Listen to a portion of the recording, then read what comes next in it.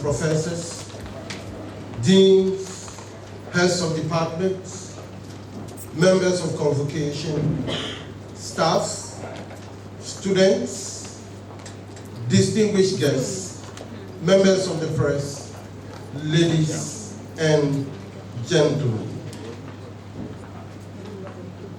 Theodore Isaac said, "Happiness does not come from doing easy work, but from the afterglow of satisfaction that comes after the achievement of a difficult task that demanded our best." Good afternoon and warm welcome to this very important inaugural lecture. I guess it's first in the series. We had Professor Bunsu, we had Professor Duku, we had Professor Ampoma lead before you jump or walk. And today, ladies and gentlemen, we are here for another inaugural lecture after Professor Adam has been elevated to the position of professor, beyond aid and outside of us, loaded with or pregnant with a lot of meaning. They will unravel in due course. And so, ladies and gentlemen, you are most welcome. And without wasting time, may I respectfully invite the rector of the Institute, Professor Philip Ebubonze Simpson, for the profile of the lecture.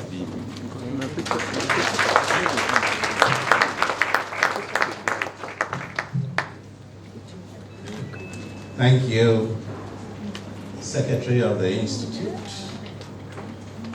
Indeed, your opening remarks also reminded me of another quotation quite well known, that the heights to which the great attained and kept were not achieved by sudden flight, but they, while their companions slept, toiled on through the night.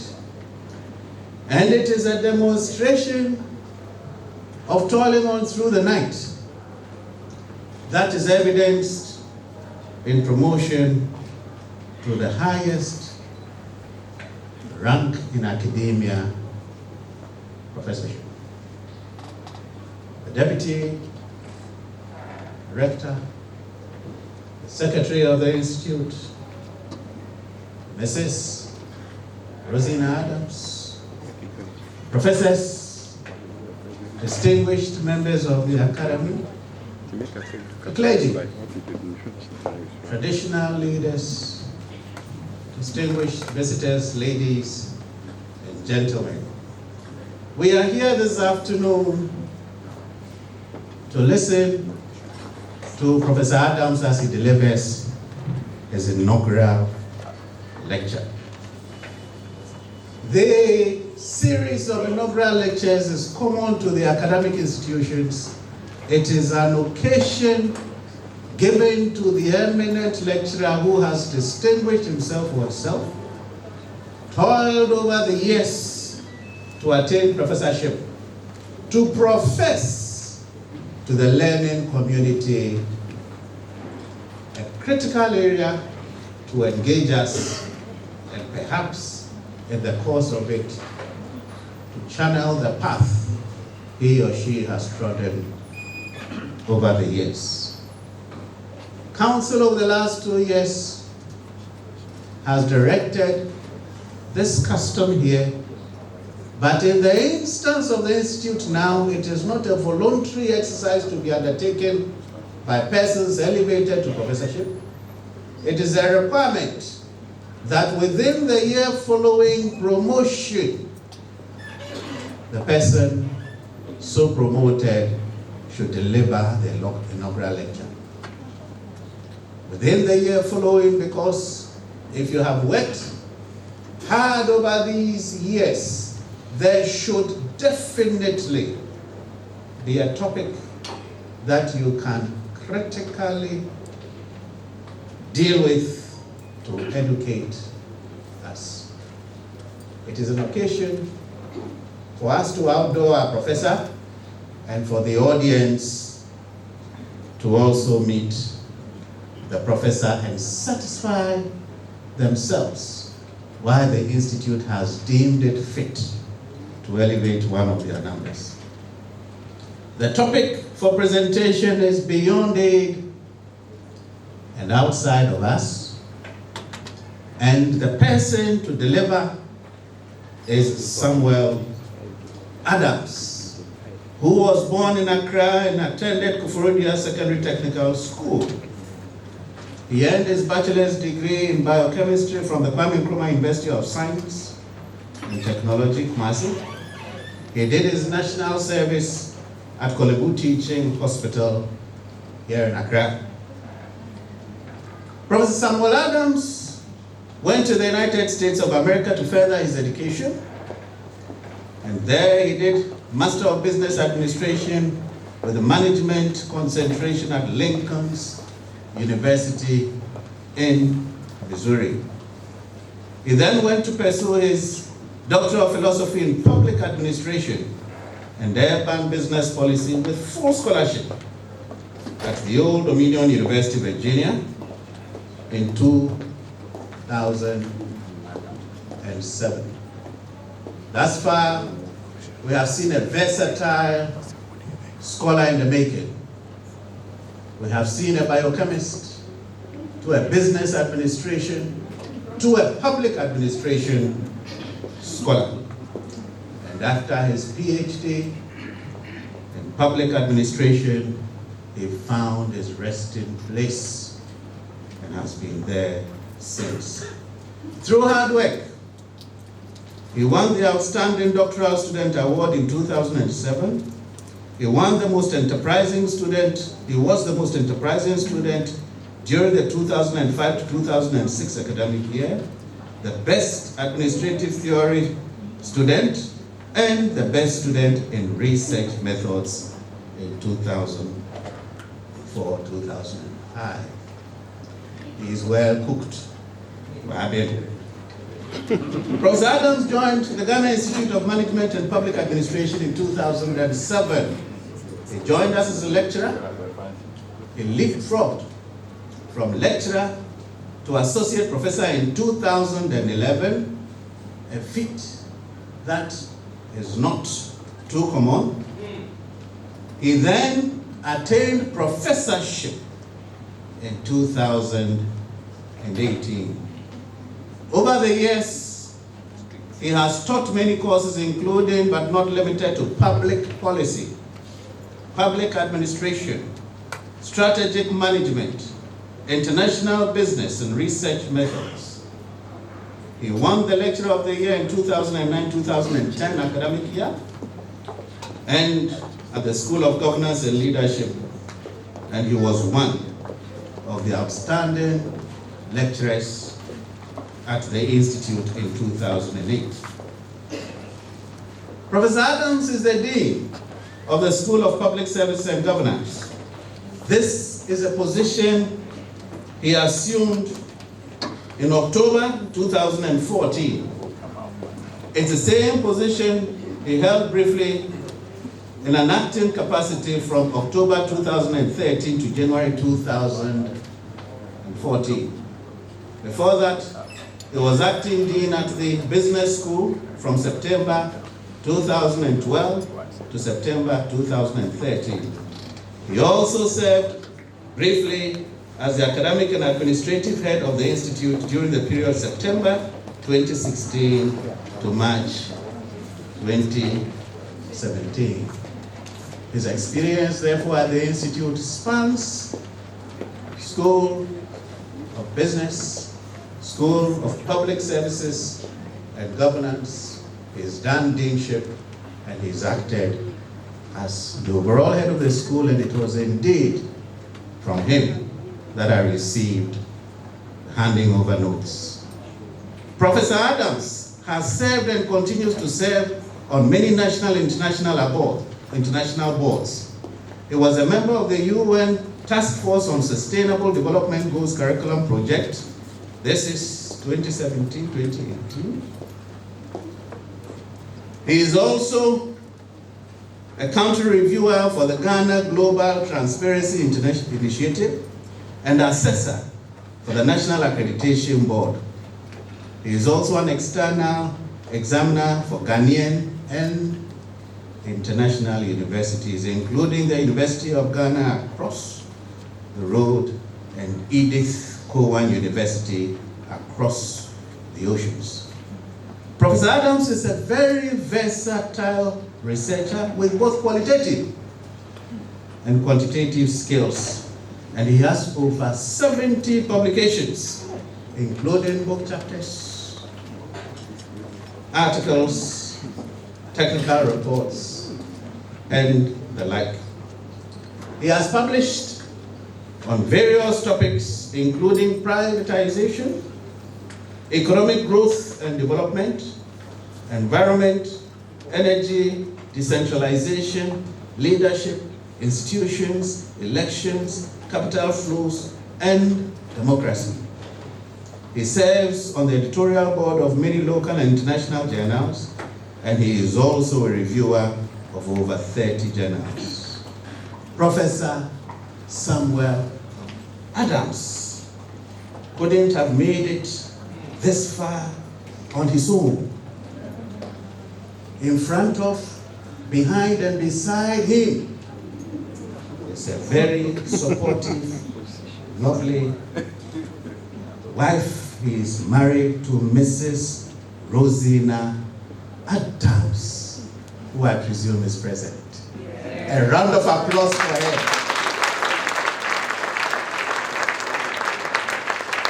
Professor Adams is saying to himself, Simage, yeah, Simage, yeah.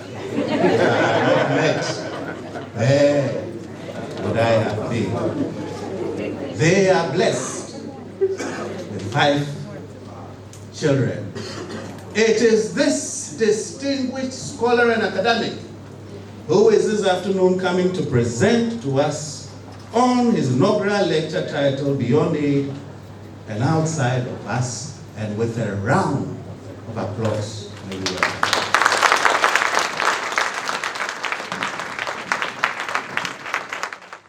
Director, Deputy Secretary, professors, and invited guests, this afternoon is a great one. I have to say it's also a very happy one. As I present my lecture, I pray 2 things will not happen. The first one, that I wouldn't cry.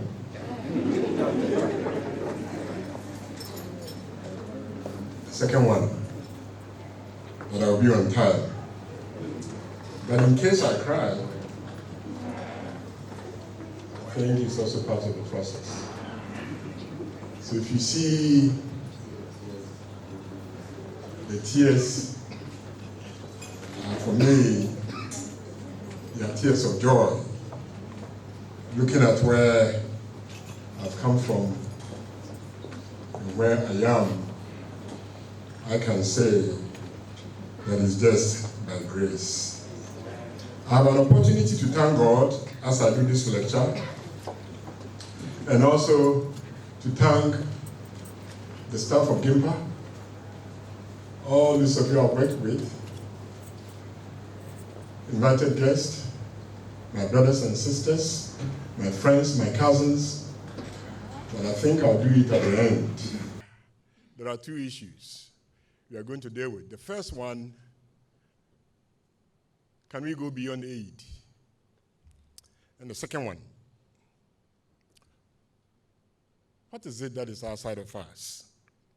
I'm sure by the time we are done, these 2 issues will be dealt with. The first one, beyond aid. Presentation outline has 4 sections. The first, I give an introduction. Second, I give a summary of the work I have done that's related to the topic. 3, I give the implications and conclusions of the study. And the final one, I give you recommendations. So the first part, introduction. The first part gives an idea of the African condition. What is the African condition? The African condition is a paradox. Why is it a paradox? It's a paradox because Africa is the poorest region, is the most indebted region, is the most aid-dependent region in the world, the least developed in terms of infrastructure. But what is interesting, Africa is also the most endowed region. This is a paradox. The most resourced and yet the poorest. In this current environment, Africa produces about 30% of the world's cobalt, 60% of its platinum, 35% of its gold. And yet, Africa is poor. The question is, why? We have everything and yet we are poor. To deal with this issue, I want us to go back to our earliest researchers and philosophers who looked at the issue of development.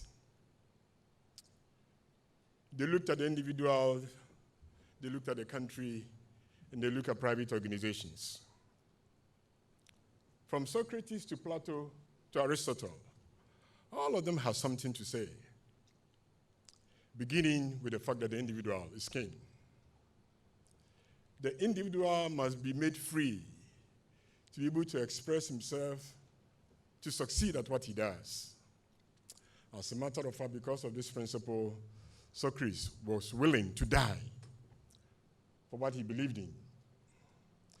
If you remember, he was given poison to drink, to which he willingly did, because he was accused of inciting the youth then. Because for Socrates, the key to success was wisdom, and the key to that wisdom is the ability to challenge the status quo. By looking at this principle of the individual and how he can be in control of what he does, it's important to also look at what his student did, Plato. He then, looking at the issue of development and how we can progress, he argued that we need men of wisdom. As a matter of fact, so he had a principle called the philosopher king. The foundation is wisdom. The foundation is the principle that you can do more with less. And in public administration, we call that efficiency. Now, the big issue with development, anywhere you go, is about the ability to produce more with less. This principle of efficiency. But for all these three philosophers, as they look at the principle of the individual, the organization, and the country, to some extent, all of them agree. And why they agree on the issue of politics. It's interesting. As a matter of fact, Plato's argument was the fact that we have to allow philosophers to rule because they have wisdom. And once they have wisdom, the idea that we're going to have good officials. So he wasn't in and out of politics. So he encourages us, all of us, if you are going to be able to be part of the development process, to think of politics. To some extent, sometimes if you look at politics, we think of it as something that is bad. But if you look at its very definition, we have a responsibility to be part of the process. So Plato made a statement. He said, you can't think about politics without thinking about ethics. And you can't think about ethics without thinking about politics. So he made an argument, a very powerful statement. He said, ethics without politics would mean that we didn't have any values. On the other hand, politics without ethics, he says, is going to destroy the society. So today, all politicians here, the challenge is how we can be ethical. For Plato, whether it's ethical politics or political ethics, he said that is the way we need to go. to achieve the development goal. Now, as you look at the issue, the principle of efficiency, as you look at Socrates, Plato, and Aristotle, we can also situate it in the field of public administration. As a matter of fact, the founding fathers have been struggling with this principle of efficiency. Efficiency as a concept, efficiency as a science, and efficiency as a value. The question is, which is which? This is what I try to deal with today as we look at our founding fathers with respect to public administration. From the very beginning in 1887, when Woodrow Wilson spoke about the study of public administration, and he spoke about the big principle of the two concepts, that is politics and administration. For him to achieve efficiency then, the principle was to separate politics from administration, because he said administrators are professionals and they know what to do. But he said politicians, they have a problem. And therefore he argued the solution to improving the system is to separate the two. But the question is it possible to separate the two as we achieve efficiency? So in public administration, this is a very big issue. But to make it sound, the second thing is to look at public administration and also develop it scientific basis. So as a principle, they also want to look at public administration as a science. So then they also began to develop the science of administration. For public administration students, I'm sure you know, so I'm not going to bore you with the principles of administration they try to come out. So later, then we had the scientific management, where Frederick Taylor spoke about the one best way of organizing things to achieve efficiency and improve productivity. So it's at the local level, it comes at the central level, at the national level. The argument is that, and overall, you can have development. Now, to better be able to improve or achieve this productive efficiency, then there was a third principle that was advocated for. And that is the idea of the Weberian principle we all talk about, which is bureaucracy.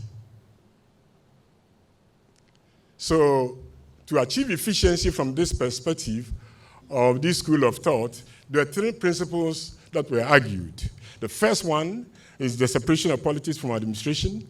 The second one is the principle of the science of administration, that is the scientific management. And the third one, as I indicated, is the bureaucracy. Let me say, if you look at these principles and the people who advocated for them, for example, Woodrow Wilson, Frederick Taylor,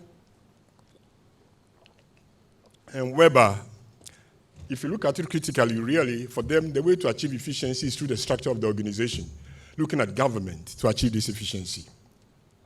The reality is this. With these principles, yet public administration objective of achieving efficiency and promoting economic development didn't happen.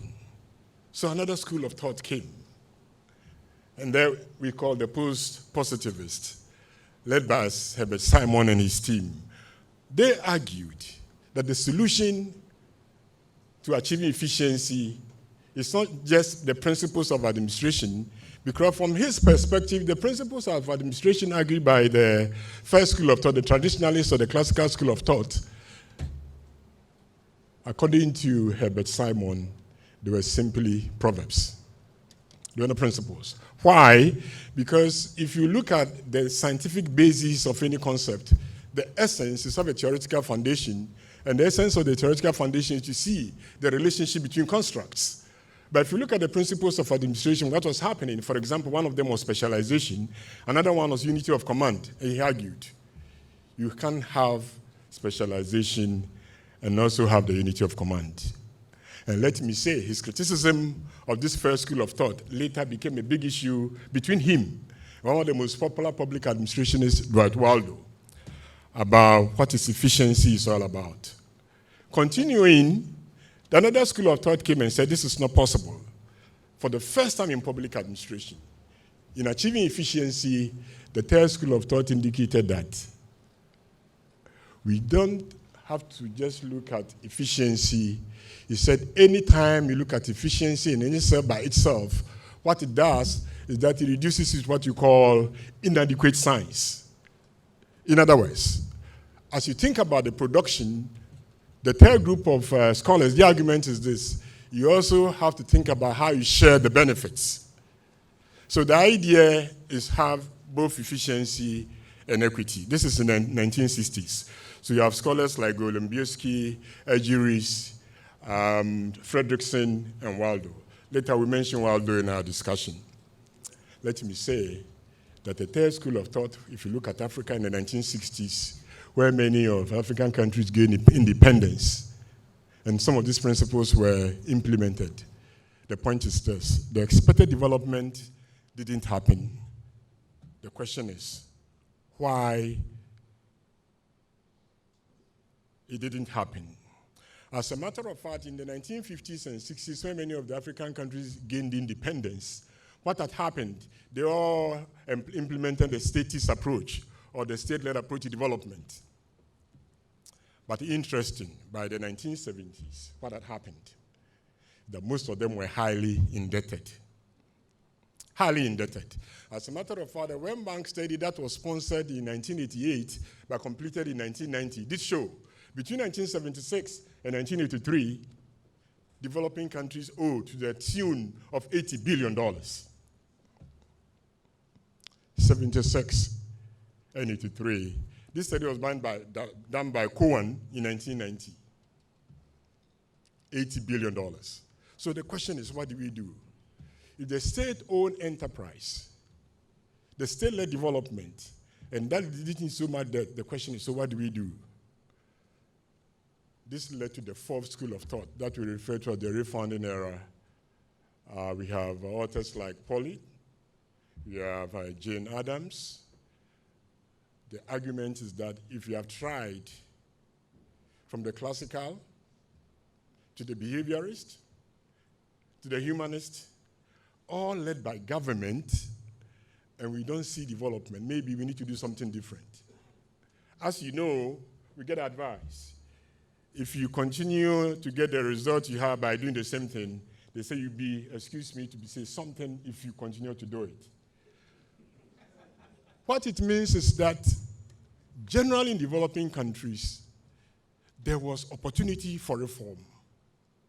There was opportunity for reform because the highly indebted nature of the economy led to high inflation. The inflation led to problems with the exchange rate. So they led to crisis. And as you know, crisis always provides an opportunity for reforms. So the refounding and our principle of privatization, public-private partnership, the inclusion of the private sector principles into the working of the public sector to improve efficiency, let me say it's not just philosophical, but it's also pragmatic. So for many developing countries, they didn't have a choice because they had to reform to be able to survive. As a matter of fact, it became a donor conditionality for them to be able to receive support. So if all these schools have tried, schools of thought, ideas as to how to promote development, and yes, still there are problems, the question is, so what? As a matter of fact, after the four schools of thought, if you can see, there are three other ideas. The first one is the NPS, we call the New Public Service, led by Denhart and Denhart. Their focus was the fact that the essence of the public sector is not about efficiency, but the essence of government is about democratic accountability and citizenship. And then came the other one, which is Salomon, where the argument was the fact that we need to identify new tools of government action, to refer to as the new governance. And the last one, where we have Kettle, and that is the most powerful and interesting. He said, if you look at all the schools of thought, the six schools of thought, if you look at it, the objective or the focus is efficiency. If that is the case, he argued that really, nothing has changed. Nothing has changed. You can see the efficiency. So the question then is what? So he made a statement. After looking at all the principles and all the ideas as to the way to promote development, he made a statement. He said, we have old wine in new bottles. Oh, I think I'm making a mistake. Where are the PhD students? Is it old wine in new bottles or new wine in old bottles? I didn't hear you. New wine in old bottles. The PhD students, where are you? Which one is correct? Old wine in new bottles, or new wine in old bottles? You are sure? All right. So it's nothing new, nothing new. If nothing new, so what is the way forward? And this is where led me to begin to study the issue empirically. So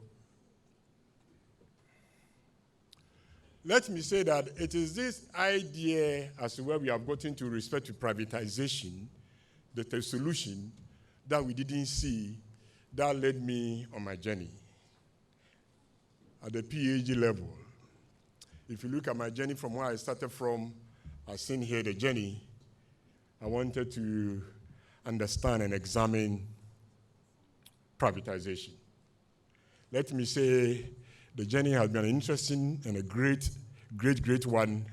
The privatization led me to other topics, intellectual property rights, led me to FDI, led me to capital flows, led me to decentralization, led me to elections, led me to democracy, it led me to issues of energy and environment.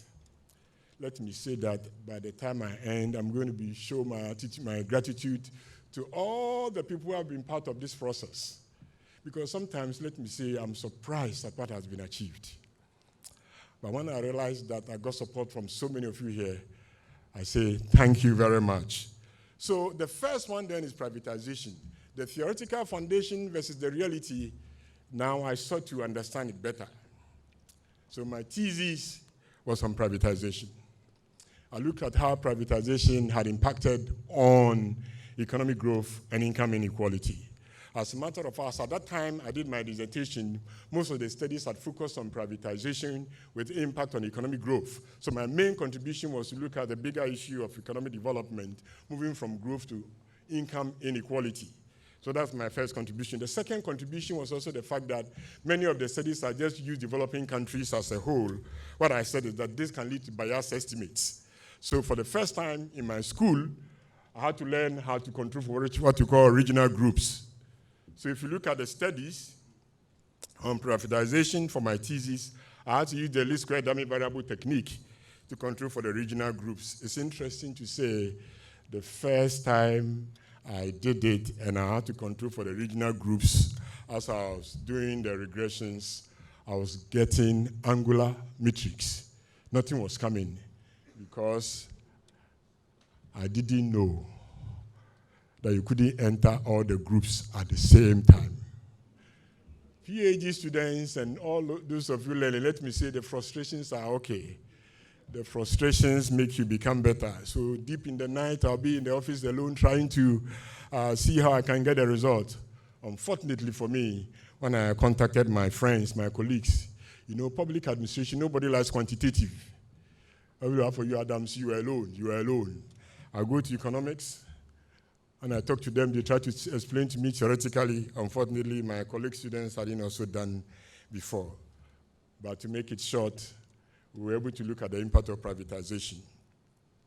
Now, before we move on, the argument had been the strong foundation for privatization, which is driven at that time by three key theoretical perspectives: the property rights theory, agency perspective, and the third one, which is the public choice theory. These were very powerful then, because if you look at the principle of the property rights theory, it's very simple.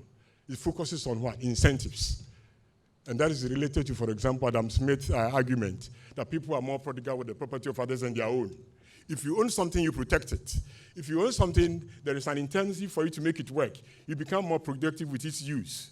That is the idea of property rights. It's very, very powerful. The second one, the public choice perspective, is the argument that everybody, everywhere, whether in politics or economics, will seek to maximize their own benefit.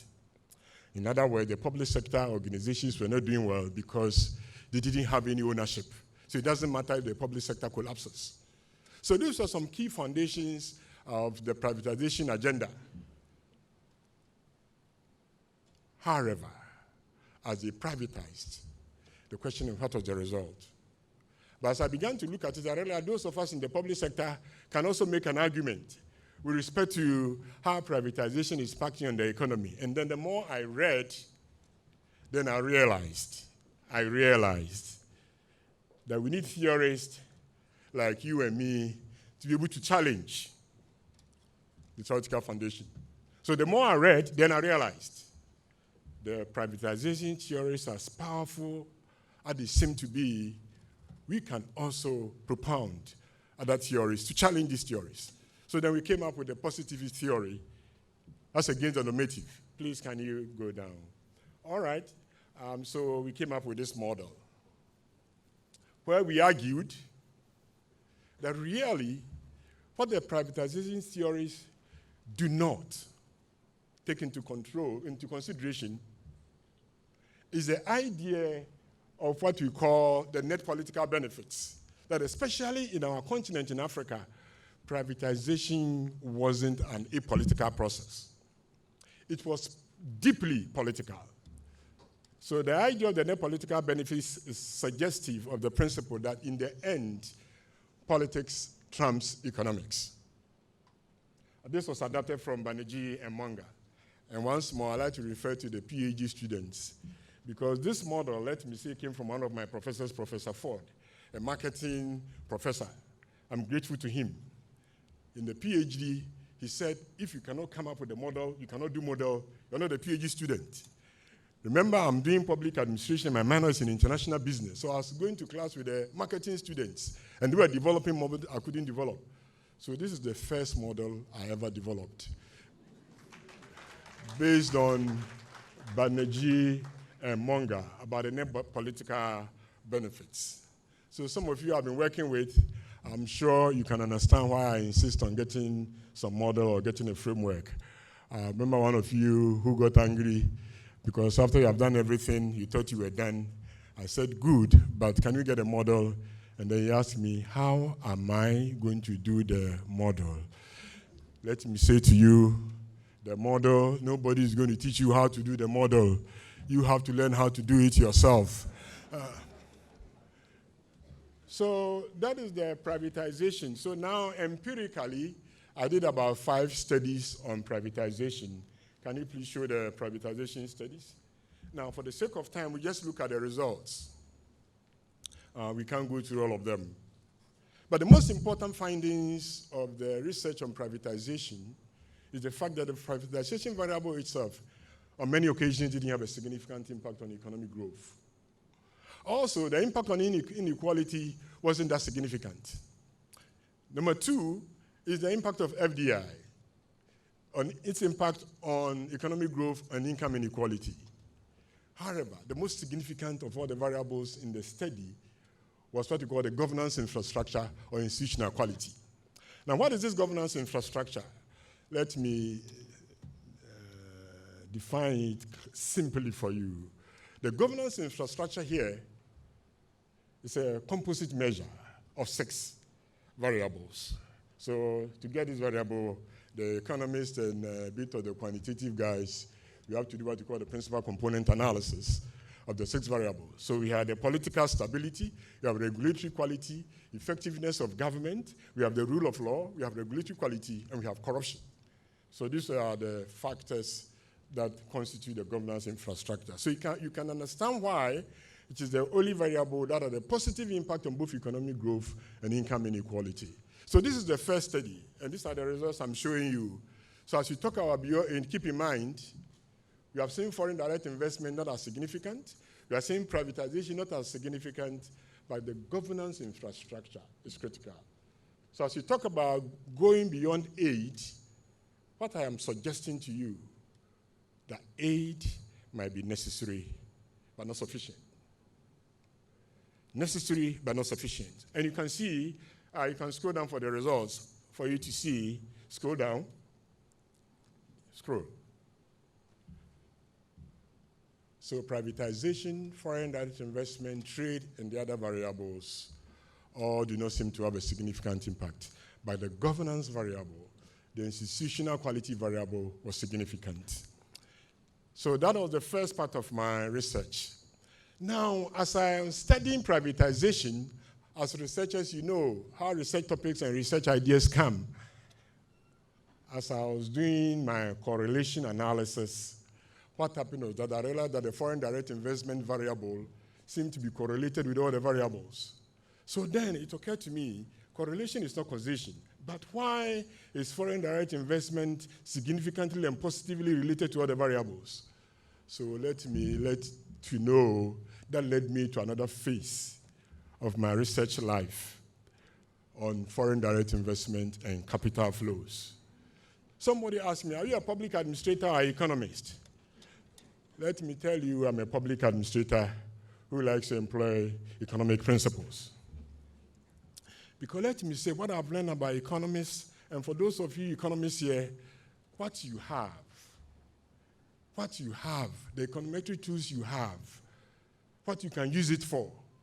Colleagues, let me say, I like the progress that we have seen in GIMPA, but we can go the notch higher with respect to our econometrics. You can see, go to the World Bank, go to the UN, you realize that most of the people you see there are economists. You don't see public administrators, only a few of them. Because remember, what they are looking for is evidence. They're looking for evidence. The public administrator will come, we say 5% said, 2% said, that is okay. But they want you to forecast. They want you to model. So colleagues, so I started the journey on foreign direct investment. For the sake of time, let me also just summarize the results. Can we go to the model?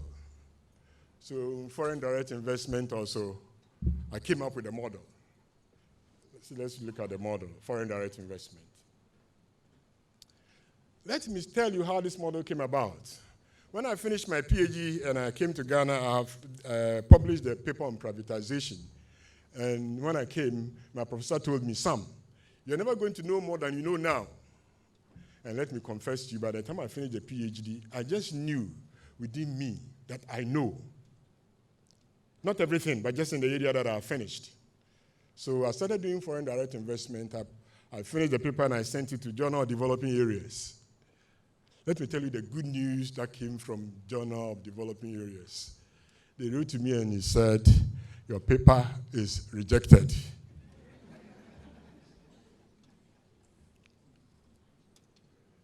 Your paper is rejected. Let me confess to you, I was down for 2 weeks because I felt that I was gotten to the peak of my knowledge. And yet, so they said, no, your paper is not good enough. I was at GIMPA here, School of Governance, room 1. I was thinking about it. I left the paper for 3 months, but I couldn't accept the fact that my paper had been rejected. So after 3 months, I took the paper. I looked at the review, that editorial review I did. Then it occurred to me, why don't you just do a review? Let me say to you, the review I did is what resulted in this model. And for those of you researching, let me say, this paper, I published it in a journal. And as I speak with you, this paper has about 130 citations. Just this paper, just a review. And let me continue. Colleagues, the rejected paper, I got one with 130 citations. Then I did another one, which is empirical. I look at foreign direct investment, domestic investment, and economic growth.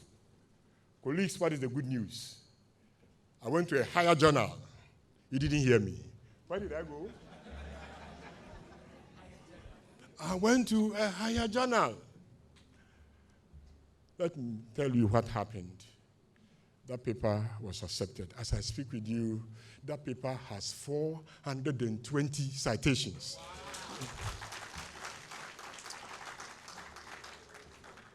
What we are talking about is that as researchers, don't give up with the rejection. As a matter of fact, just yesterday, I received one very good report which says that your paper has been rejected. So this model, here again, the argument of this model is the importance of the governance environment. How is the governance environment important? If you look at it, really, in the importance of FDI, there were 2 things we identified with respect to how FDI can impact on economic growth. The first one is augmentation of domestic investment, and the second one is through the efficiency effect. You know what happened? Then we realized that you cannot just have these 2 impacts. There are some barriers that should be overcome. And these 4 barriers, the 1 is diversification, 2 is linkage with domestic investment, 3rd is the targeting of the FDI, and 4th is the absorptive capacity of the locals. So then we realized, if these are the barriers to overcome them, then what you need is a good governance environment. So this is what you see there. Look at the barriers. You see there, the four there? You see the model? Oh, do you have, you see them, huh? You have the determinants and the impact.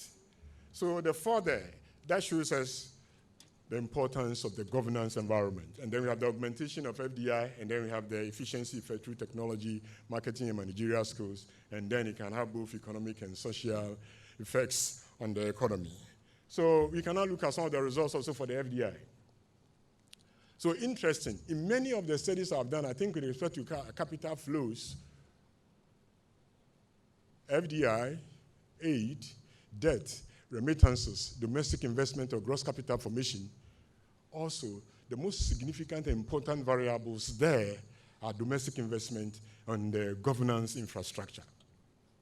As a matter of fact, with debt and aid, debt in particular, almost in all circumstances, they have a negative impact in the long run. In certain cases, in the short term, they can have a positive effect. But remember, as we talk about debt, it's important for us to know in the last 50 years what has happened to the African continent with respect to debt. Remember the HIPIC era, when our debt was forgiven. Now we have started again, we are going up. And as a matter of fact, now as I speak, for about 19 countries in the sub-region, 19 of them, they have debt to GDP ratio above 60. And another 25 have a debt to GDP ratio above 55. And Ghana is one of them. Ghana's debt to GDP is about 70%. What about aid? The same problem. If you look at ODA inflows to developing countries for 2016-17, the total amount was 157 billion. You know how much Africa alone got out of the 157 billion? 50 billion, nearly 30%. A population of 1.2 billion. Asia, they have a population of 4.1 billion. You know how much they received? 43 billion. What it means, Africa received about 4 times what the Asian economy received. And yet, they have grown better than African countries. So the question is, why? So once more, as we look at the studies there, what we did find is the governance infrastructure once again. So you see in some cases, domestic investment, and then we also see regulatory quality as the important determinants of economic growth. From here, for the sake of time, go to the last group of studies, the energy and environment. In the last, as I speak now, this is the area in which we have been doing research. And let me say the few friends that I've associated with. It has been interesting, difficult, but we have done some work. If you look at it also, the same. For the sake of time, I summarize, is the governance infrastructure with respect to energy access, improving energy access to improve development. As you know, research has shown for Africa to achieve the sustainable development goals, there is one key principle. It cannot be done without enough energy. As a matter of fact, the problem with the African region is the fact that about 40% of the population still don't have access to electricity. So this is a problem. But we are saying that if the governance environment is improved, as you can see to the barriers, for example, in terms of renewable energy and nuclear energy, what you see the governance environment, if it improves, for example, it can help with respect to leveraging our capacities, with respect to the human capital that we have, the regulatory quality that we have is there, the funding constraints also that we have. So colleagues, the studies that have been done to date, from privatization to capital flows to energy and environment, the argument is that whatever we say about aid, there are other important variables we need to consider. And we are saying some of them are the domestic investment, local content, building capacity of our own, having linkages between domestic and foreign direct investment, saying the regime type, democracy. We are saying the regulatory quality, rule of law, political stability. We are saying that these are very important issues that we cannot take for granted. Because as you know, institutions define the rules of the game. As a matter of fact, NOF in 1990 who, 1990 North, he argued, he said institutions, they are supreme. They are what? Supreme. As a matter of fact, DeSoto also in 1997, you know his argument, he said developing countries are poor because of the lack of property rights. What does it mean? You have property rights, the rector is here. Property rights is about what? You own something, right to use it the way you want, isn't it? To exclude others from using it. You can buy, you can sell it, you can use it anyhow. He said anytime there is property rights, there is an incentive to make it work. So colleagues, my research I have done is telling us that some things we knew already, we need to put more focus on them. So finally, I can give you the implications of my studies. The implications, I put 3 of them. The first one, to GIMPA. As a GIMPA, where we are and where we are now, there are some changes. But I think we have been resilient enough. But maybe we can do more. What has driven GIMPA to where it is, you all know, is innovation. Colleague staff, the rector secretary, we don't have a choice than to innovate. Unfortunately, the innovative process is a very difficult one. If it were that easy, everybody would be innovating, isn't it? So we have a challenge for the next few years ahead. So staff, please understand us. Sometimes when the things you say, they are not, responded to immediately. You see, it's not easy when you get to the top. Because the rector, as he's sitting there, when he came, I was approved to go to, I've forgotten the place, about $5,000. You see the rector, as he's sitting down. And when he came, he said, you won't sign. The thing has been signed already. But you see, as a rector, he was now looking at the bigger picture. What was even interesting about the fact that Samuel Adams, I handed over to him.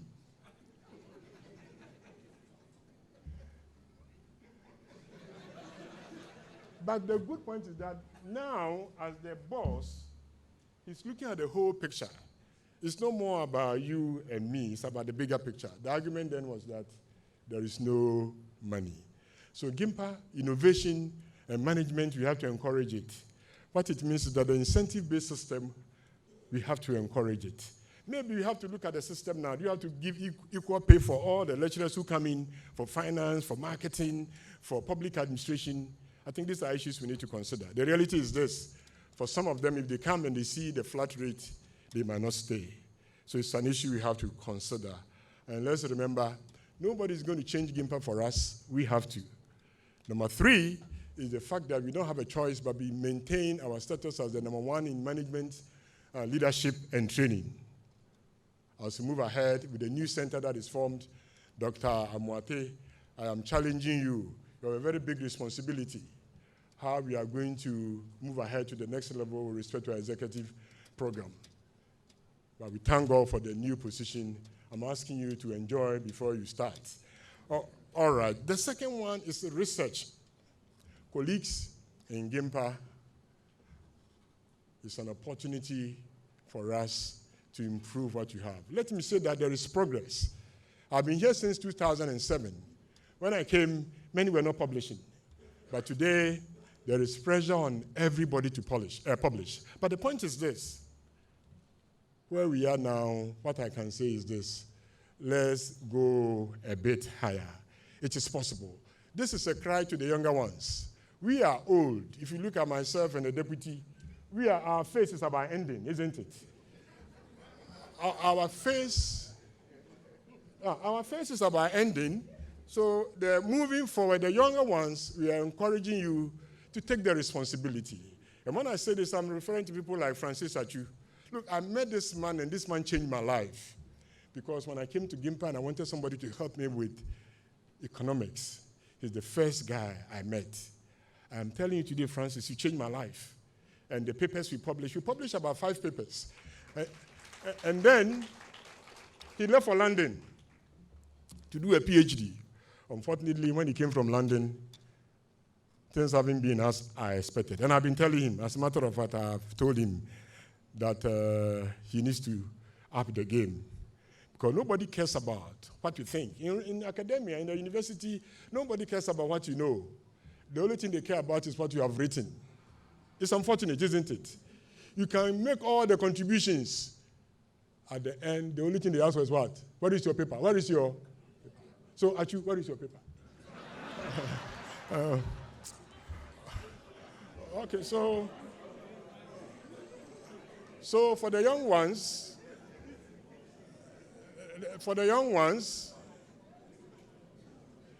it's an opportunity to go higher. Let me say it is tough, it is difficult. But for those who are determined, I'm sure something can be done. And the good news is that now there is an opportunity to do group work, teamwork. And the good news about this is the now new research grant that now you cannot just collect on your own. You have to come in teams, departments. So GIMPA colleagues, I'm encouraging you. The only bad news about that one is that one went against me. Because as you know, they say publish and you get money. I say, what did you say? Publish and you get what? Publish and get what? So the director heard my name, that this man, he's collecting about half of the money. So he said, no, we will stop it. So they stopped it.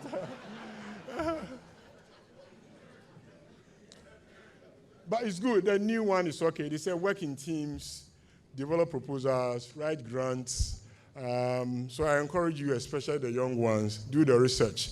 Now, research of national relevance, and this beyond 18, we can take it seriously and begin to produce papers. Because the reality is, if you look at what is happening outside, there is a lot of talk. There is a lot of talk. But what people care about is evidence, not the talk. So I challenge you, the young ones, to come up with papers, empirical papers, giving evidence as to the way forward for Ghana. As we talk about GIMPA and we talk about aid, let's talk about the implications for Ghana. The beyond aid agenda, I believe it is true. Yes, I said it's yes. Can we go beyond aid? Yes. The argument is that aid is necessary but not sufficient. As I showed from all the studies with respect to the other variables, the governance, infrastructure, political stability, rule of law, government effectiveness, corruption, accountability. So these are things government must consider. And looking at the Ghana Beyond Aid agenda, you see 4 main pillars that we have shown in the research findings that we have done with my group. The first one, if you look at it, mentions diversification, industrialization. It talks about agricultural productivity. It talks about corruption. It talks about education. And if you can look at the model, for the sake of time, all those are in the model. So, yes, it's coming from MPP, but what I can say, it's not a political agenda. It's a policy issue. It's a policy issue. The beyond aid thing, that is why I didn't even say Ghana beyond aid. I said beyond aid. Beyond aid. It is true that development can come from within. And why is that important? As the results of the empirical studies you have done shows, governance infrastructure critical, domestic investment critical, what again? Government effectiveness, effective leadership. We are saying these are characteristics, issues that are important as we look about going ahead for Ghana. And we are saying, whether we like it or not, development is always going to come from within. And it's only when it comes from within that is sustainable. Now the question is, are there any lessons? You're always going to begin from where and what you have. If you look at Asian economies, what they have done. Maybe you need to begin to think of what, for example, China did. They say copy. If you copy to a certain level, then you begin to adapt. And then it's only when you copy, adapt, and then you can go to the highest level of innovation. So maybe Ghana, we also need to begin to master the art of copying. But as you know, there are legal implications. So you have to learn how to copy and copy well. As you look at Ghana, we also give some points about the international community. The big question is this. As you look at the international community and the donor community, what type of aid do we get? And what are the conditionalities? Do they have any linkages with our local aspirations? For example, talk about aid for trade. What kind of trade are we talking about? Is it trade in the natural resources in the raw form, or that which will help us to diversify? What is the big issue? But the reality is this. It's only Ghana that can determine its future as you look at a development agenda. Finally, we can look at the recommendations. The recommendations, the first one recommendations. The argument here is that it is possible for us to go beyond aid, but there are key issues we need to consider. For example, the tax base and the scope of the tax base. If you look at the sub-region, the average tax for sub-Saharan Africa is about 20%. For Latin America, it's about 23%. And then for OECD, it's about 35%. Do you understand why the government of Ghana is not able to do many things? Basic, resource constraint. Now, but if you talk about 19-20% for West Africa, you know the percentage for Ghana, the rate for Ghana is there, 15%.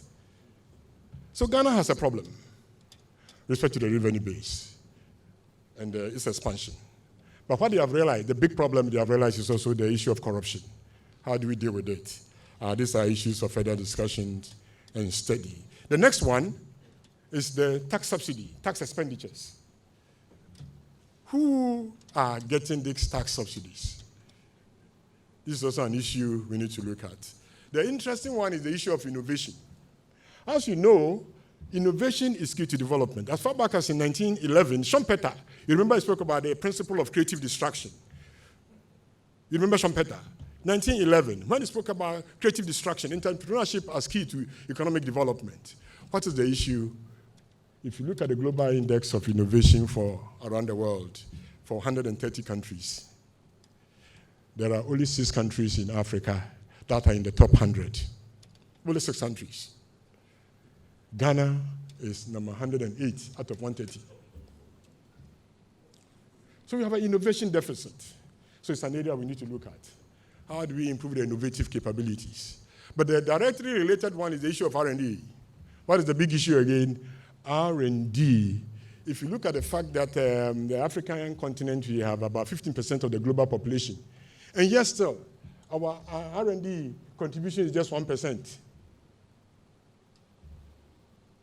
You can understand why development is where it is. But the interesting point, 1% average for the African region, Ghana is at 0.4%. Interesting, isn't it? So we have a big issue we can all look at as we look at R&D. The next one, we are talking about partisanship. What is the issue? Today, I stand here and I make an argument. There is nothing wrong with partisanship. But we have to make sure partisanship works for us. Because if you look at Plato from the very beginning, when he was talking about politics, he said you have ethical politics. What will happen is that they are going to help to uplift society. So where you belong shouldn't be an issue. But in the midst of that, can we allow meritocracy to drive the system? And I think that is the big issue. That is the big issue. Can we allow, can NDC and MPP agree? But you also have to understand, as political scientists, sometimes the problem is not even those at the top. It's those of us who are down who are pushing for some changes to be made. So partisanship can have real value if we allow it to work. So as we look at all of this, we are saying that development, it comes from within. The bigger responsibility is on leadership, government effectiveness. As a matter of fact, the World Bank study in the 2000 show, there were 2 key countries that were able to move from lower level to middle income. 2 countries, Chile and Botswana. The argument was simply government effectiveness. Today, I challenge you for Ghana, the issue of leadership, the issue of effective government. We don't have a choice. Yes, we are not saying that aid is not good. What we are saying is that it's necessary, but it's not sufficient. When we say trade and not aid, we are not saying that aid is not good. We are saying, can we do the two together to diversify our economy, to produce more qualitative products, to earn more revenues for the economy? Those are the issues. So, colleagues, I have made my argument for beyond the aid. Finally, the outside of us. As you know, once you finish your recommendations, you are done. But because it's outside of us, this one too is outside the presentation. So it's the last one, after the... With all respect, so I'm doing it after the presentation. I have a small argument to make. All I'm saying here is that maybe there is something beyond us.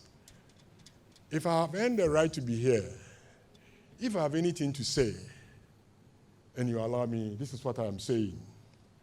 Plato, Aristotle, Socrates, Kant, even the wisest man that ever lived, Solomon, he was confused.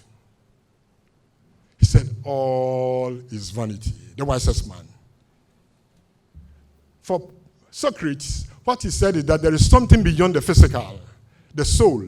And then Plato said, this soul is eternal. Socrates said, this soul is immortal. Today, I stand here to go beyond Socrates and Plato and Aristotle.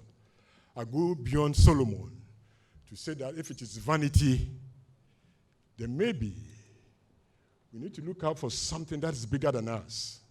And today, I say if it is vanity, maybe in him. I say maybe in him. In him, we can have life. And this is my message, that maybe it's outside of us, truly. There is something beyond us that we don't know. Plato, Socrates, the wisest people and the wisest man, today the little I've seen, as my beard goes gray, I encourage you, I say if you don't have him, receive him. And the him, you know him. Him is Jesus. Thank you very much.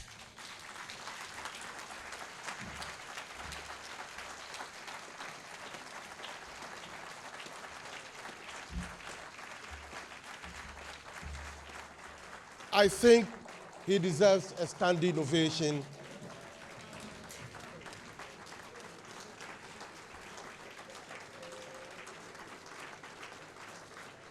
May we be seated.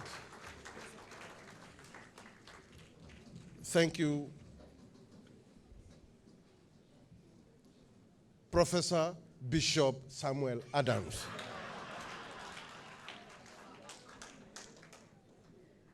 Honestly, for even the laymen like us, we have appreciated your presentation and we have learned a lot. We appreciate your positive approach to rejection. And it is biblical that a rejected stone will become the cornerstone. So it is good news to be rejected. And I also, you have said it all. Whether it is privatization, public, it is about people.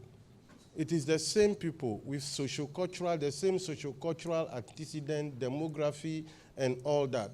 So I know one of our problems is functional leadership. On this note, may I invite the rector, Professor Simpson, to lead the proceedings for his induction into the College of Professors.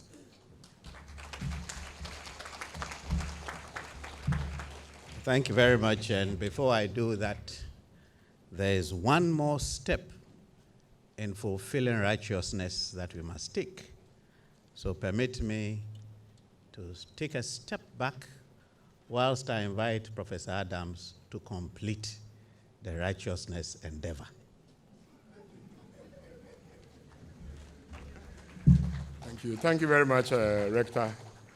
When we began, we did say we want to thank you for coming. We also want to say a big thank you for all of you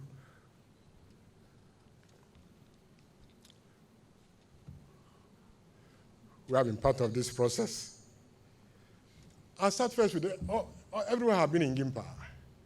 From business school, I want to say a big thank you to the two secretaries I met there, Abigail and Nancy. I haven't forgotten you. You've been part of my life. I left there. I came to governance, a public service governance. There I met Vero and Naomi. I want to thank you for your service. And from there, where did I go? I went to the rector's office. Yes, from there I went to I came back to governance. Yes, there I met Joyce and Nancy. And then in between, I went to the rector's office where I met Hetty, Tamara, and Away. Let me say, all of you have been very, very good to me.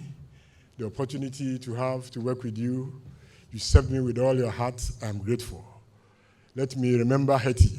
I haven't told her, but this lady, how she called me rector. And when she says rector, she said it with all the energy. So Hetty, I want to say, I remember that name when you were calling me rector. Now, business school, the first place I went, Professor Manu is not here, but I send my greetings to him. Let me say, I learned the greatest lesson from business school, because the business school is the biggest of Gimpa, and then he asked me to go and act as the dean. That is when I learned the lessons of leadership. The people there were never satisfied. Hey!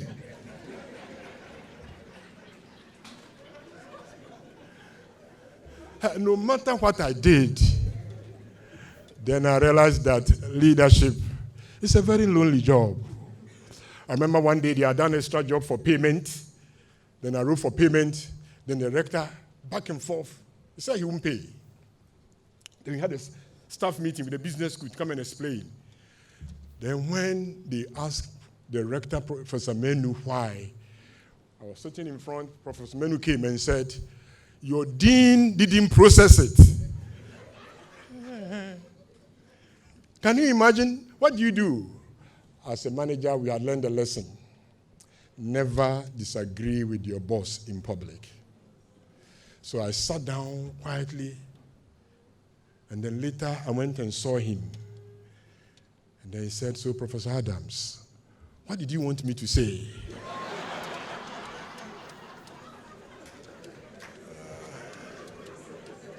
So it means that as managers, you have to bite the bullet.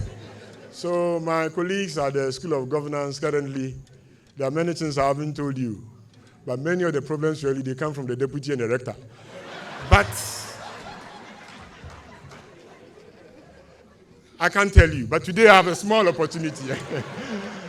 Today, because if something happens, I can't come and tell you the rector said, and you know I've never done that before, the rector.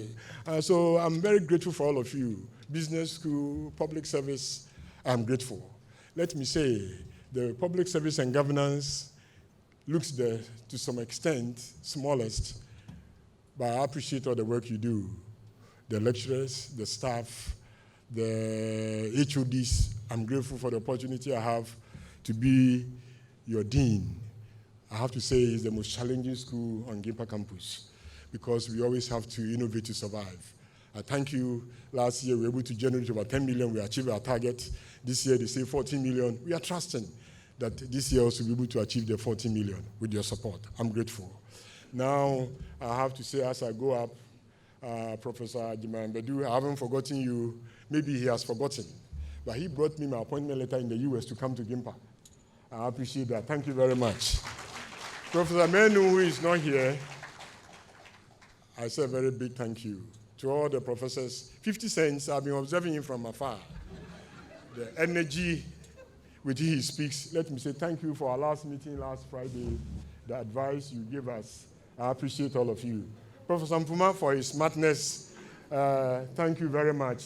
Professor Penny, for the short time we've been here, we appreciate what you are doing for us. The secretary,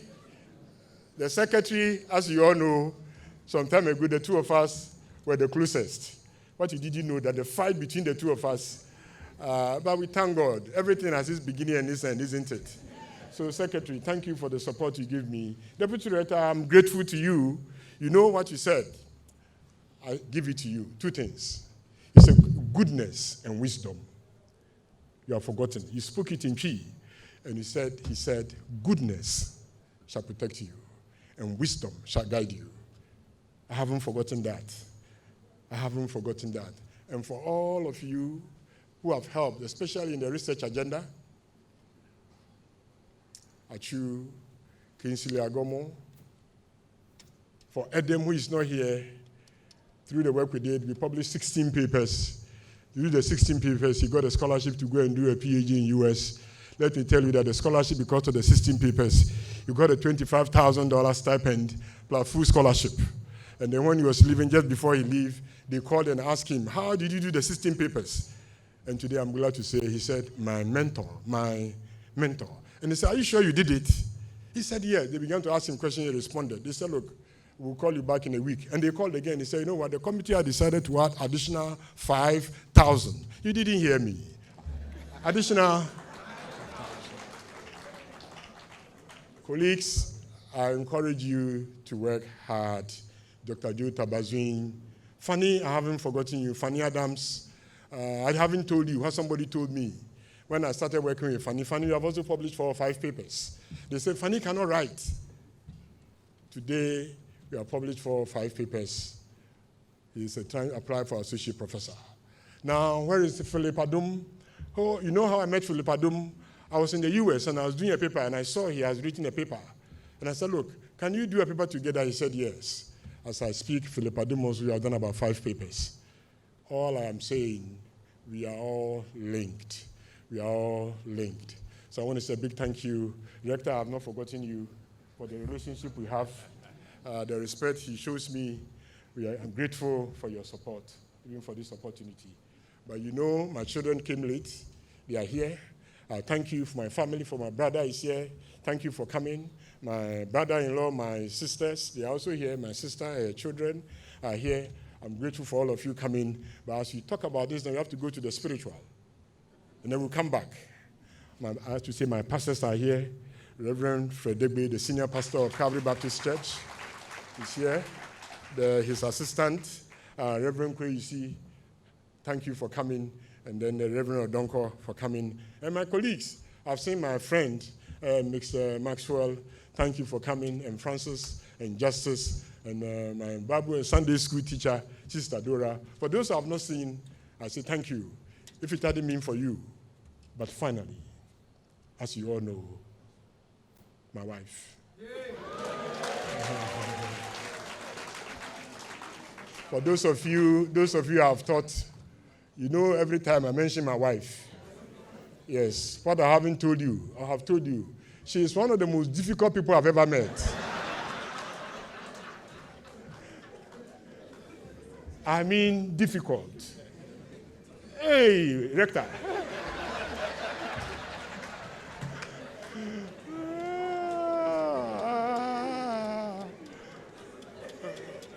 But what I learned, this woman has changed my life. This woman has been a blessing. So if it hadn't been for her, I wouldn't know. So, Ajo, I say, God bless you. I say, greater things are yet to come. Amen. So God bless you, and we give glory to God. Amen.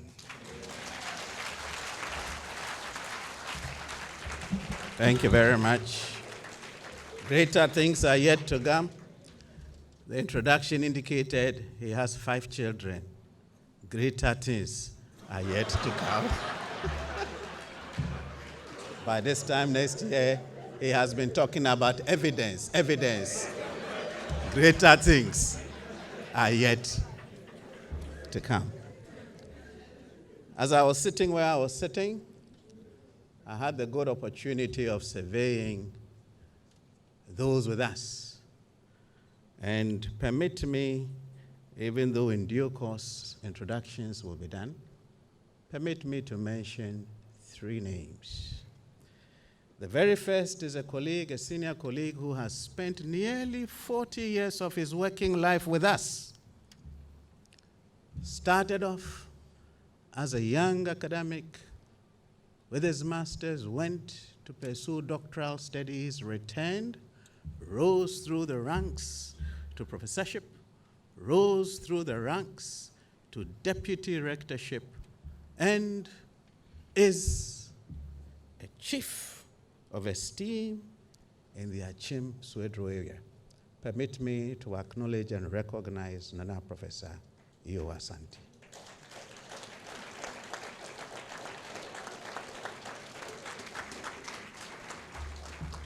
Also with us, and he joined us along the way, is one of our regulatory body executive secretaries, and he's also a council member.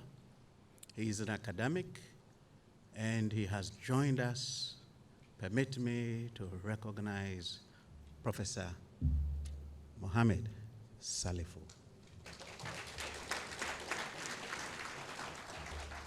Finally, permit me to recognize us in due course. He himself said he is a senior pastor, a well-known man of God, former General Secretary of the Christian Council of Ghana, Reverend Dr. Fred Digby.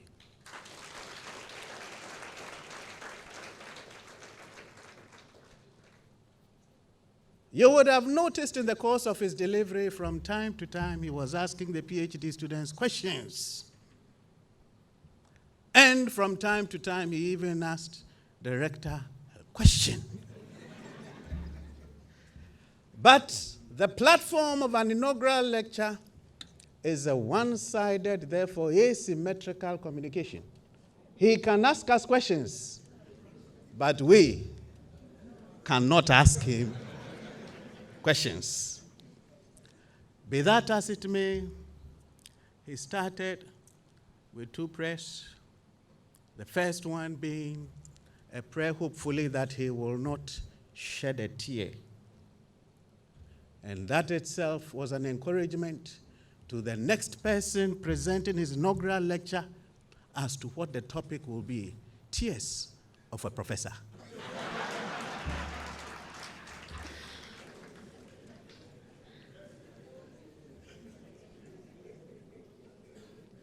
There are many takeaways.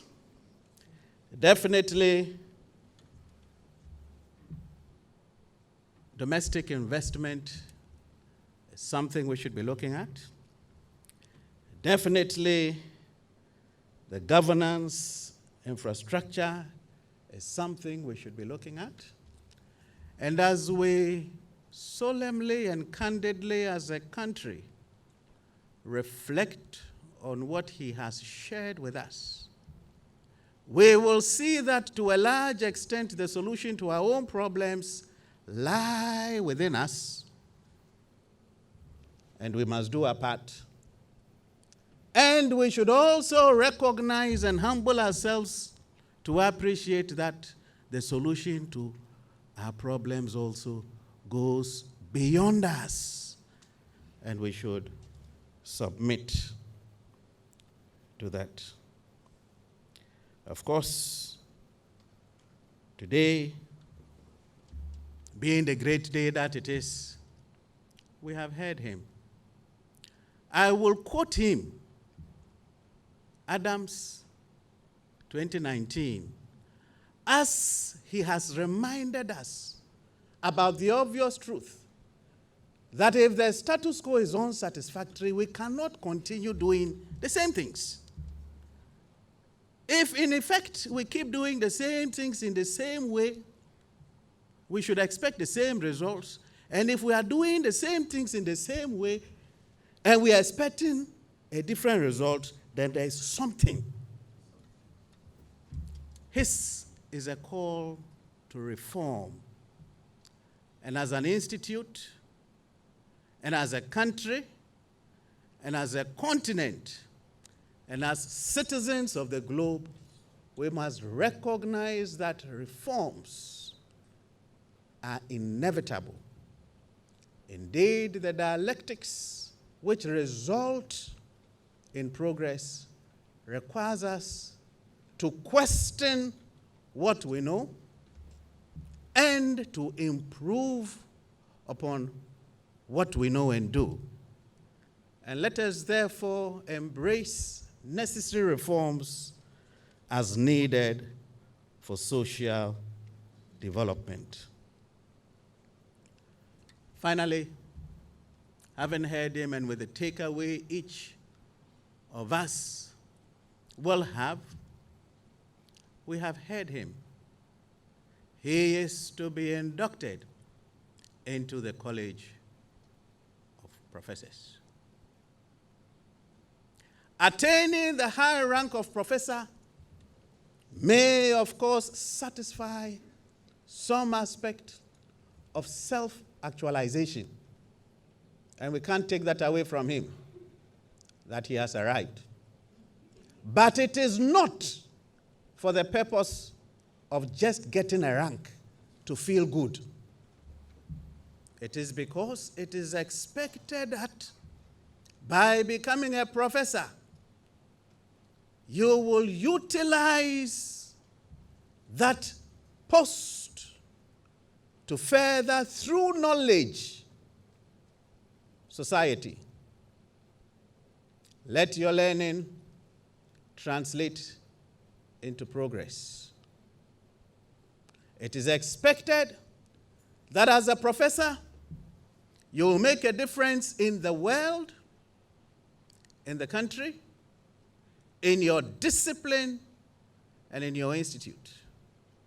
It is expected that you'll pay a special attention to the PhD students and the development of the research candidate, that you will hold the hand of younger faculty and mentor them so that they can move to the next higher level and ultimately replace you.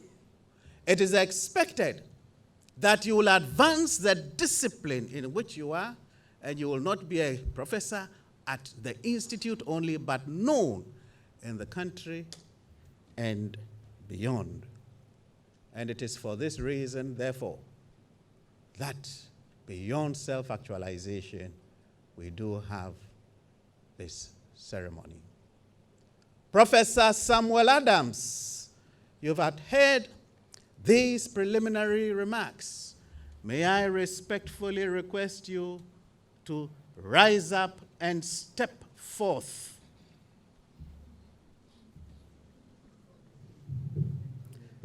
And as you come and take your position next to me, I will administer a charge to you.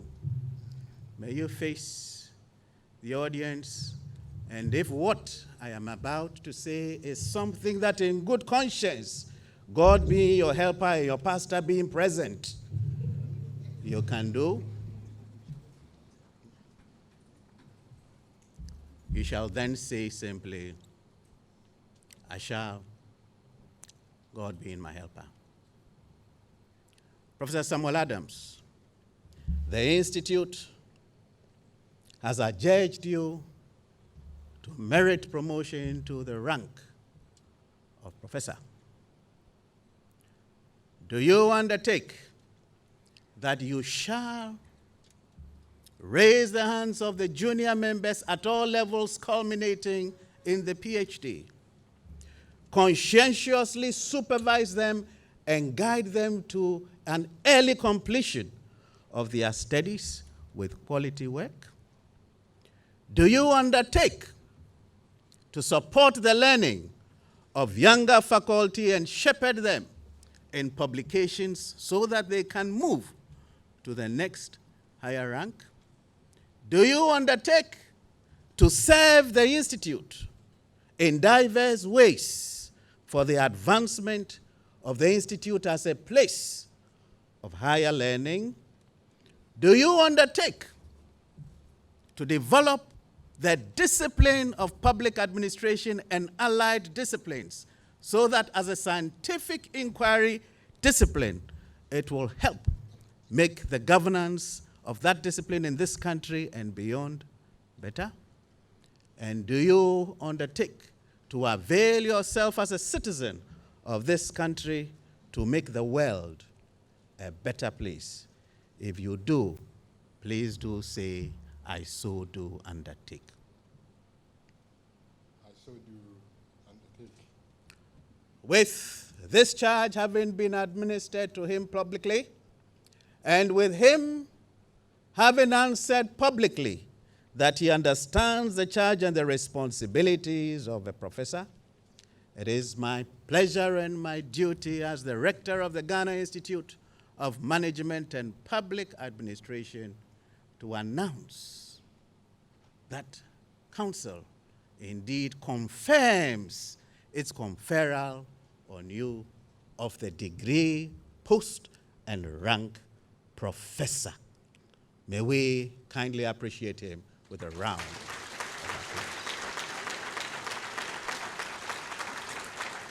May I also invite one of our senior professors, Professor Bertha Osei-Hwedie, to assist as we put on him the robe to signify his induction into the college. And may I also ask the Executive Secretary of the National Council for Tertiary Education, who is himself a professor, to assist us in this endeavor. Can you please help us?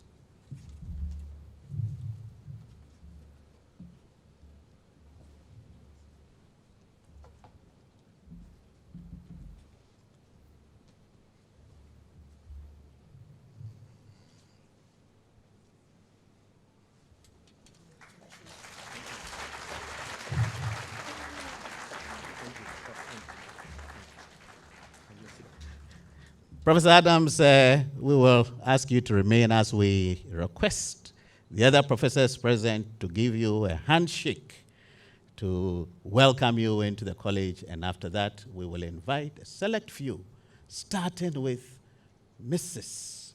Rosina Adams, not to give you a handshake, but a hug and kiss. So the College of Professors, please come and...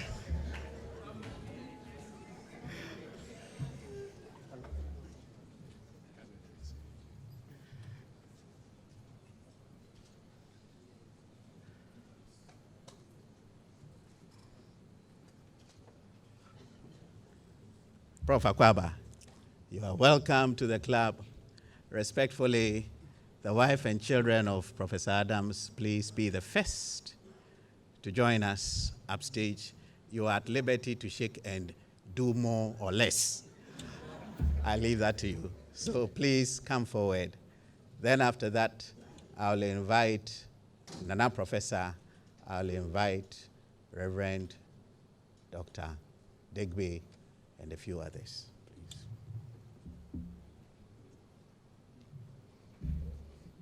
Yeah, sure.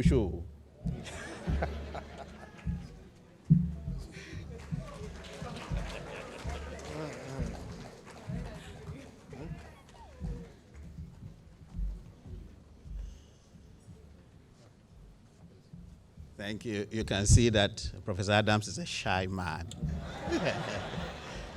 The people who are shy publicly, you must fear privately. You see, 2 months ago, he didn't have his beard. Then he announced that the inaugural was coming. Then he decided that he will show you a professor's fearful scholastic. Prof, thank you so very kindly. Nana, Professor, GIMPA is what it is in large measure because of your contributions. There are many unsung heroes. We appreciate you.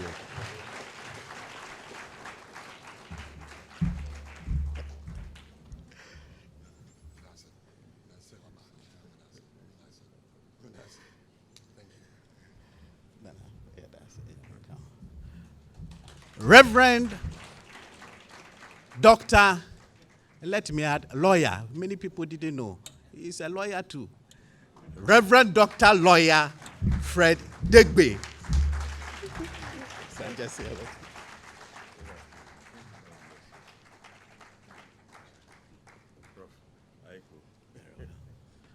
I see some uniform here somewhere. My here, made a priest. So because of that, I will call you. What's your name? But whatever your name is, with a round of applause. I want slow march. I want slow march.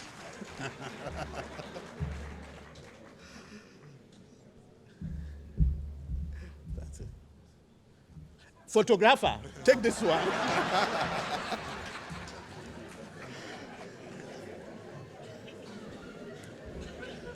Thank you very much. On this score, I am pleased to bring the curtain down on my aspect of it. We've heard a lecturer. We have seen that he has deserved professorship, and he has been duly inducted into the College of Professors of the Ghana Institute of Management and Public Administration, on everybody's behalf, we congratulate him and good afternoon.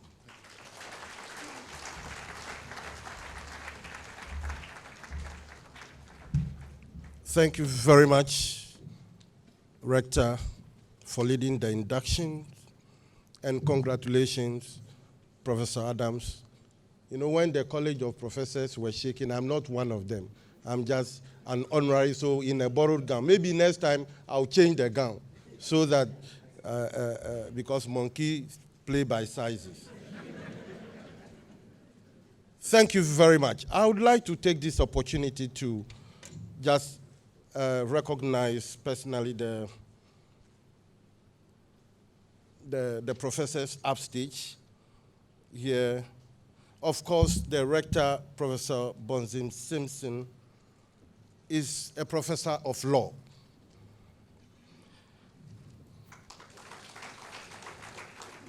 Then the deputy rector is also professor of public policy and management. We also have in our midst here Professor Nana Owusu-Frimpong, professor of marketing. We also have Professor Betta Osei-Shidie, professor of international politics. We have in our midst also Professor Anthony Penning, professor of agricultural economics. We also have Professor Samuel Ajay Ampoma, professor of finance. And if I'm right, the executive secretary, I know he's a professor, but I know I'm not wrong. I know that you are professor of engineering. Professor of engineering. He is the executive secretary of the executive secretary of National Council of Tertiary Education, NCT, and also a council member, as Rector did mention. We also have in our midst Professor Yao Ajimambedu, a former rector and professor of international studies and public administration. We have the deans also present, the heads of department, members of convocation. We thank you all for supporting and making this occasion very great and grand. We are going to close very soon, and after we have said the closing prayer and sang the Gimpa anthem, will all of you, except the College of Professors, the immediate family of Professor Adams, the pastors of Professor Adams, and the military gentleman, will follow the recession of the College of Bishops, and we enter into a small holding room for our own tete-a-tete.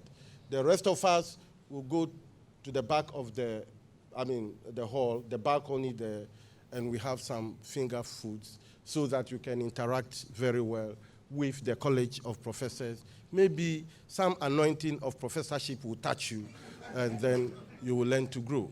Thank you very much, and on this note, I would like to invite Dr. Lord Maufko Yevuga, an aspiring professor, to come and close us with a closing prayer.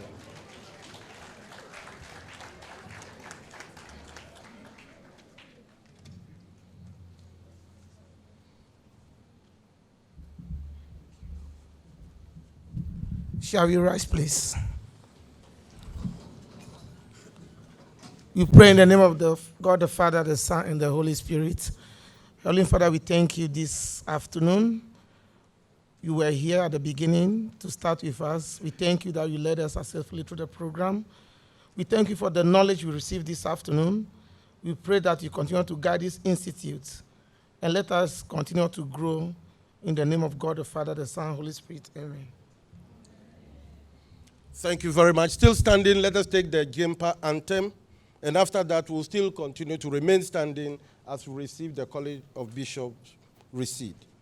Jempa anthem. College of Professors, sorry.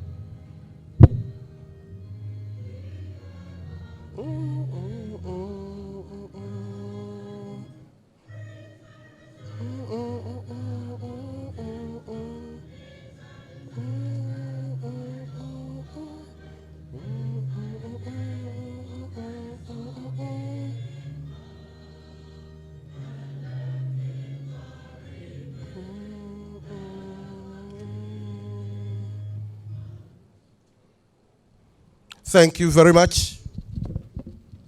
College of Professors recession will be led by the rector, followed by the celebrant, the deputy rector, and others will follow.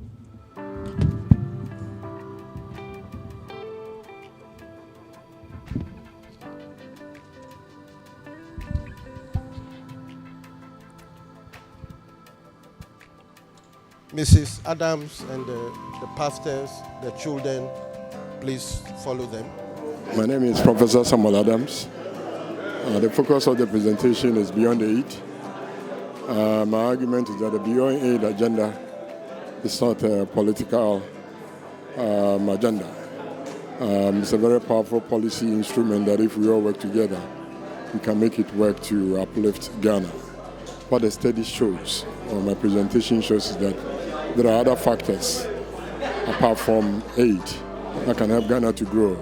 As a matter of fact, the first and important principle finding of my presentation is that aid is necessary but not sufficient to promote sustainable development. But there are other more important factors in terms of, one, the governance infrastructure, political stability, control of corruption, government effectiveness, regulatory quality, accountability, domestic investment, diversification. These are very critical factors that the country needs to look at to implement and to take us to the next growth trajectory, promoting growth and be able to achieve sustainable development for the country. Thank you. Yes, so my advice to policymakers is that the Beyond Aid agenda is a key instrument that can be used to promote and develop Ghana and also promote sustainable development. So the key issue is that it's not a political issue.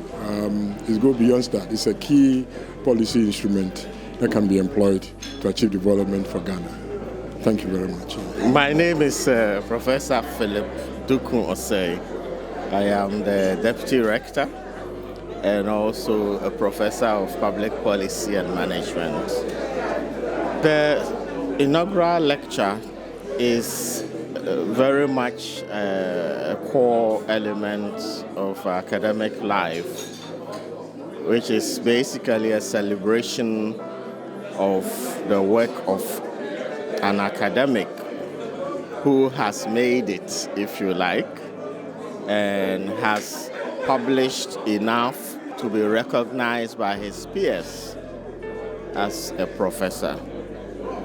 So on such an occasion, it is just a ceremony for joy and for family to rally around and to appreciate the lecturer, the lecturer who is being inaugurated, so that he can be shown to the university community and the country also that he is now a full professor, and that he's also available especially to deal with problems in his particular area. So as the rector mentioned, the lecturer, he presented his paper in the area of aid, and you see he covered economic development and what it will take in terms of governance to be able to move Ghana forward.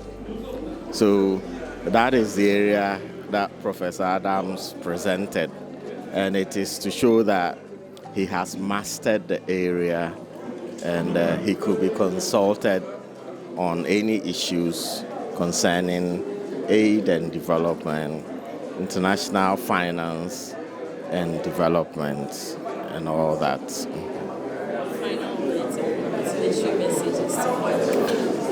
Professor Adams has worked very hard, and he has also managed